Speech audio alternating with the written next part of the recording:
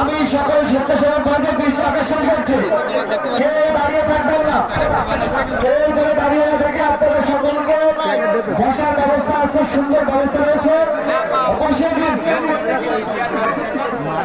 আর দু এক মিনিটের ভিতরে আমাদের মাননীয় প্রধান অতিথি দক্ষিণবঙ্গের শ্রেষ্ঠ সন্তান বেগম খালেদা জিয়ার শ্রেষ্ঠ আবিষ্কার তারেক রহমানের বিশ্বস্ত হিরণময়ী হাতিয়ার মৃত্যুঞ্জয় নেতা জননন্দিত জননেতা আবুল ইসলাম হাবিব অল্প কিছুক্ষণের মধ্যে উপস্থিত হবেন।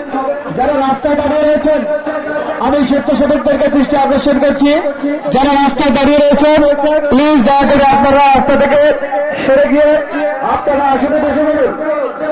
রাস্তা থেকে ঠিক খবরে দিলাম তোমার আপনারা যারা রাস্তায় এখন দাঁড়িয়ে আমাদের রয়েছেন, ছোট ভাই আমি দৃষ্টি আকর্ষণ করছি, স্বেচ্ছাসেবকদেরকে দৃষ্টি আকর্ষণ করছি, রাস্তা খালি করে দিন, সবাইকে বসার সুযোগ করে দিন।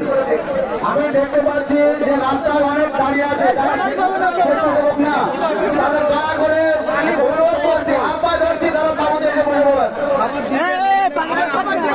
প্রায় 12 লোকের কোনো প্যাকেট হবে না, যারা স্বেচ্ছাসেবক আছে এক প্যাকেটও কোনো 12 লোকের প্যাকেট যেন না দেওয়া হয়।